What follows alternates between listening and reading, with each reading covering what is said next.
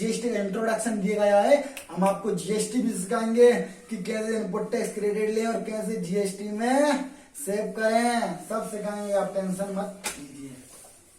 अब ठीक है, कैश बुक में मैंने आपको बता दिया कि क्या रिकॉर्ड होता है, कि कैश बुक में गया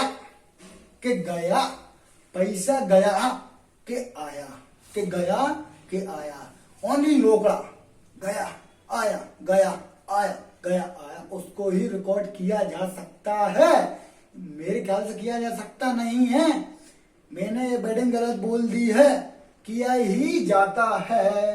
क्रेडिट परचेज, क्रेडिट सेल्स को रिकॉर्ड नहीं किया जा सकता। आप गठाने बांध लीजिए, इंपोर्टेंट नोट लिख दीजिए, only cash transaction are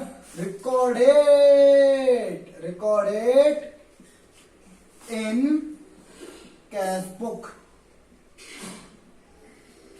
Credit transaction are not recorded. ठीक है, आप इसको अपनी जो बुक का रजिस्टर का हेडर होता है, हेडर, उस पर उसको बोल्ड करके लिख दीजिए, मस्त लिख दीजिए, आपका क्वेश्चन कभी गलत हो ही नहीं सकता। तो चलिए अब हम क्वेश्चन की ओर चलते हैं। ठीक है, क्वेश्चन है prepare two column cash book from the following information. ठीक है, मैं आपको अभी कैश और बैंक वाली बताता हूँ, साथ में डिस्काउंट डबल में वो बता दूंगा, ट्रिपल कॉलम कैश बुक हो जाएगी। इसमें दिया कैश इन हैंड, जनवरी का महीना है, टू बैलेंस ब्रॉट डाउन। हम लोग सर कैश इन हैंड क्या होता है? साहब कैश इन हैंड का मतलब होता है कि महीने की पहली तारीख को, मतलब पापा को जब पैसे मिले पहली तारीख को, तो पापा के पास कितने पैसे हैं। ऐसे ही जब बिजनेस का पहला महीना चालू हुआ, 1 तारीख को बिजनेस के पास कितना रोकड़ा पड़ा हुआ है, इसको बोलते हैं कैश इन हैंड।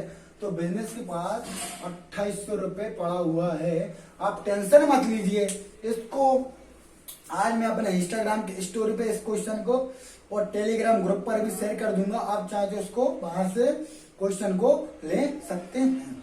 ठीक है, अब लिखा है कैश एट बैंक, मतलब एक प्रकार का वो भी बैलेंस ब्रॉट डाउन है कि पहली तारीख को, महीने की पहली तारीख को बैंक में हमारे पास कितना रुपया पड़ा है रे लाला, तो इसमें लिखा है 7000 पड़ा है, तो यहाँ पर हम लिख देंगे 7000। ठीक है, अब इसमें लिखा है discount of bill of exchange at 1% through bank. Sir क्या बोल दिया है, इसका मतलब है कि मान लीजिए हमारा एक कस्टमर था, कस्टमर और ये बोला मालिक मालिक मालिक सामान दे दो। हमने भाई सामान देना तो बैठेंगे लेना, तो पैसे नहीं है।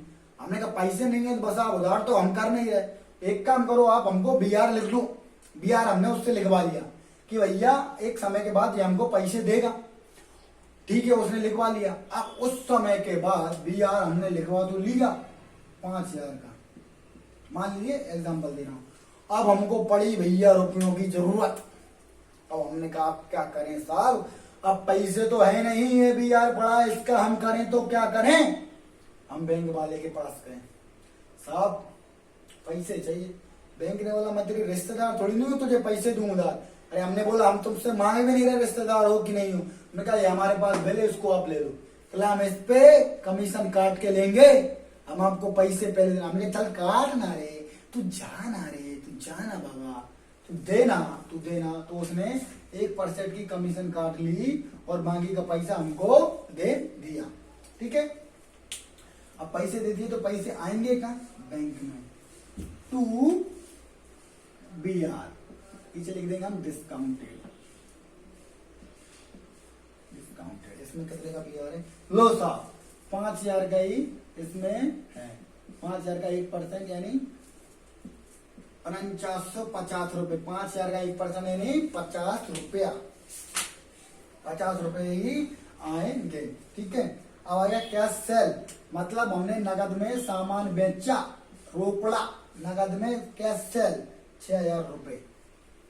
कुछ ना बोला गया हो, सेल्स लिखा गया हो, तो हम उसको ऐसे सपोज करेंगे, या फिर किसी का नाम लिखा गया हो, तो नाम लिखा है, मान लो अमन को सेल किया, अमन ने रुपया नहीं दिया, तो ये सेल्स बुक में जाएगा।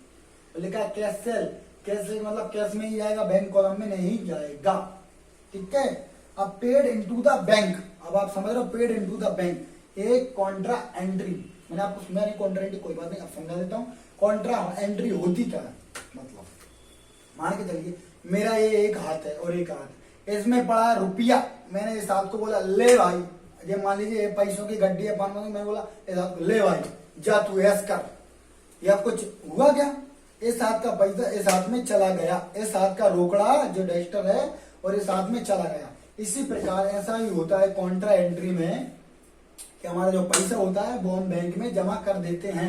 हमको कॉन्ट्रा एंट्री क्यों करना रहता है, क्योंकि है तो जो ही एसेट दोनों हमारे पास ही हैं, लेकिन जो कैश है ना वो गड़बड़ आ जाए कैश का बैलेंस, इसलिए हम कॉन्ट्रा एंट्री करते हैं कि भाई साहब हमने बैंक में रुपया जमा कर दिया है, आप कैश को कम कर लीजिए और बैंक को बढ़ा दीजिए, इसलिए कॉन्ट्रा एंट्री का हम काम करते हैं। इसमें लिखा है पेड इनटू द बैंक, मतलब टू कैश, टू कैश मतलब हमने बैंक में पैसा डाला।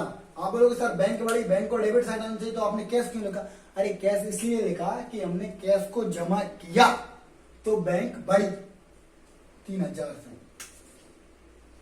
और इधर पे लिखेंगे बाय कैश, बाय बैंक, इधर पे बैंक इसलिए लिखेंगे बैंक में हमने रुपया जमा किया इसलिए कैश कम हो गई। समझा कि नहीं, समझा ना, हाँ, अरे कैसे नहीं समझेगा, हम समझे और समझाना ऐसा हो ही नहीं सकता। वाई रेंट, ये बोल रहा रेंट पेमेंट करेंगे, रेंट मैंने कहा मालिक थोड़े बहुत और रुक जाते पैसे दे देंगे यार, हम भाग कराएगा, नहीं पैसे तो अभी चाहिए, मैंने कहा चाहिए ना, चल ले पकड़ पैसे, तू पकड़ अभी पकड़, कितने 700, चल 700 है, चल निकल 700, इसमें कुछ नहीं लिखा तो हम मानेंगे कि हमने कैश में पेमेंट किया है, इसमें लिखा ओनली रेंट पेड, अब कुछ नहीं लिखा तो हम मानेंगे ओनली कैश में ही पेमेंट किया है, ठीक है। इसमें लिखा है bank charges, by bank charges, अब बैंक चार्ज काटेगा, वो आपसे बुला के काटेगा कि हेलो बाबा अकाउंट बाबा जाओ आपके बैंक में से हम 10 रुपए 20 रुपए काट रहे हैं, 50 रुपए 100 रुपए काट रहे हैं, आपने एटीएम यूज किया, काटेगा या बिना बुलाए काट देगा, या हमसे नगद रुपए लेगा, नहीं, हमारे खाते में पैसे होंगे तो तुरंत उचका देगा, हमसे पूछेगा नहीं, इसलिए इसको बैंक में ही हम रिकॉर्ड करेंगे 100 रुपए, ठीक है, ठीक है। Withdraw from bank for personal use, मतलब बाय ड्रॉइंग, आप लोग सर इसमें कॉन्ट्रा एंट्री क्यों नहीं करी, बैंक में निकाला, बैंक में, इसमें जो प्रोपराइटर था उसने खुद के पर्सनल यूज में ले लिए, बिजनेस से खुद के पर्सनल यूज में, बिजनेस बोला नहीं भाई नहीं, इसको बियर मैं नहीं करूंगा, जो भी तुझे प्रॉफिट होगा मैं उसमें से काट लूंगा या तेरी कैपिटल में से कम कर लूंगा, ये ड्रॉइंग है जो तू निकल रहा है ये बिजनेस के काम में नहीं आ रहा, ये लाइबिलिटी तो मैं ले ही नहीं सकता। अब ड्राइंग क्यों करी हुई ना, बच्चे की पढ़ाई के लिए कर ली होगी, बीवी के गहने के लिए कर ली होगी, बच्चे के शौक पूरे करने के लिए कर ली होगी, या खुद के शौक पूरी करने के लिए कर ली होगी, इसलिए उसने ड्राइंग कर ली, तो उसमें क्वांटम नहीं है, परमानेंटली कुछ समय के लिए बिजनेस से पैसा बाहर जा रहा है, कितना जा रहा है 1500 रुपए का, ठीक है। Purchase goods on credit from Vijay, purchase goods credit from Vijay, मतलब आप समझ रहे हो कि उधारी में विजय से गुड्स मंगाया, विजय भाई, हेलो विजय भाई, अरे अकमण बाबा बोल रहा है 10 सेट बुक्का 50 सेट बुक्का पहुंचा था ना, पैसे ले लो ना, खाते में दे देंगे, बच्चे आएंगे तो नोट्स मैंने मंगा लिए, अब नोट्स मंगा लिए, कैश तो मेरा कुछ गया नहीं अभी, तो इसको हम परचेज बुक में रिकॉर्ड करेंगे, जिसमें कैश नहीं जाता और हम परचेज करते हैं तो इसको परचेज बुक में हम रिकॉर्ड करेंगे, तो ये कैश बुक में आएगा नहीं। चलिए अब हम इसकी टोटलिंग करते हैं कि डेबिट साइड ज्यादा है क्रेडिट साइड ज्यादा है, इनकम ज्यादा है या एक्सपेंस ज्यादा है, इनकम ज्यादा है या एक्सपेंस ज्यादा है, तो चलिए इसका करते हैं हम टोटल, इसका टोटल करा 2800 8,800, इसका करा 10,000 14,950, ठीक है।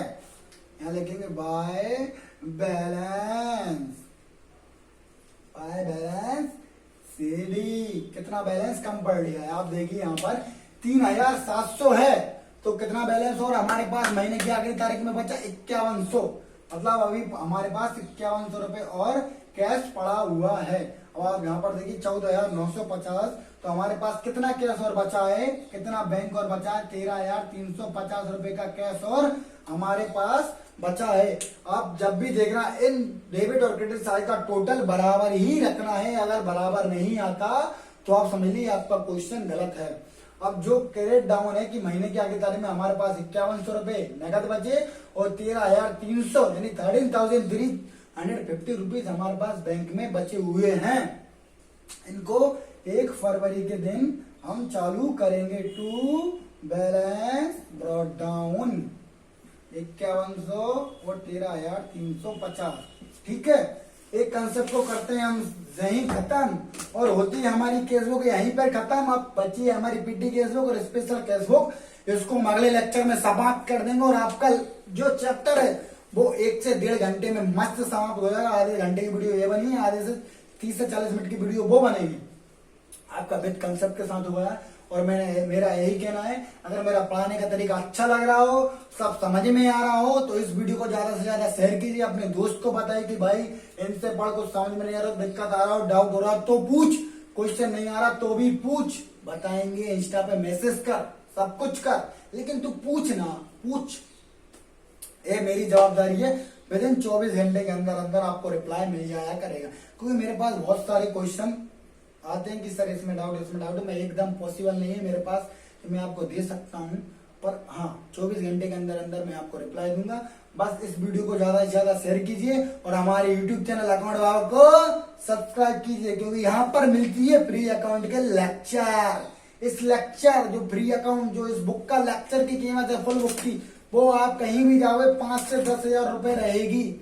इसमें मैं आपको फ्री प्रोवाइड कर रहा हूं, तो आपका सब्सक्राइब करना, लाइक करना, शेयर करना तो बनता है। चलिए अब हम इस लेक्चर में लेते हैं विदा और मिलते हैं अगले लेक्चर में। जल्दी ही आने वाला है वो लेक्चर नंबर 2, जिसमें हम पढ़ेंगे पीटी कैशबुक और सम स्पेशल कैशबुक। तो चलिए अलविदा, बाय बाय, टाटा। अब मिलते हैं अगले लेक्चर में, बने रहिए हमारे यूट्यूब चैनल अकाउंट बाबा के साथ।